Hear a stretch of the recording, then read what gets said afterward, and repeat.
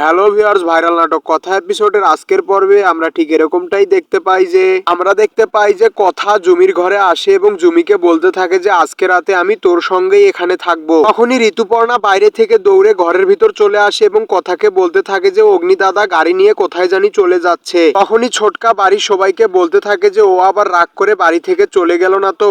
চিত্রা দেখতে পেয়ে চিত্রা তার গ্যাংয়ের লোকদের ফোন করে বলতে থাকে যে অগ্নি এখন তোমাদের ওখানেই যাবে, তোমাদের ওকে প্ল্যান করে কিন্তু মারতে হবে। কথা নিচে দেখতে আসে যে অগ্নি আবার কোথাও চলে গেল না তো। তখন সে গাড়ির সামনে এসে দাঁড়িয়ে পড়ে। কথা যখন গাড়ির সামনে দাঁড়িয়ে গাড়ির ভিতরটা লক্ষ্য করে ভালো করে, তখন সে দেখতে পায় ভিতরে কি জানে একটা নড়াচড়া করছে। চিত্রা আবারও তার গ্যাংয়ের লোককে ফোন করে এবং বলতে থাকে যে আজকে যেভাবেই হোক অগ্নিকে মারতে হবে। তখন তার গ্যাংয়ের লোক তাকে বলে আপনি চিন্তা করবেন না, আজকে আমরা ওকে মেরেই ফেলবো। অন্যদিকে আমরা দেখতে পাই কোথাও অগ্নিকে সবাই মিলে একটি রিসোর্টে নিয়ে আসে। তখন অগ্নি চিৎকার করে বলতে থাকে যে আমি কোনোভাবে এই রিসোর্টে থাকবো না, তোরা থাকলে এখানে থাকতে পারিস। তখনই কথা অগ্নিকে বলতে থাকে যে ওরা শুধু একটা রুম বুক করেছে আমাদের দুজনের জন্য। তখন অগ্নি কথাকে বলতে থাকে যে তোর সাথে আমার আলগা কথা বলতে ভালো লাগছে না। তো ভিউয়ার্স, এই ছিল আজকের কথা এপিসোডের মূল পর্ব। ভিডিওটি ভালো লাগলে চ্যানেলটিকে সাবস্ক্রাইব করে রাখবেন। ধন্যবাদ।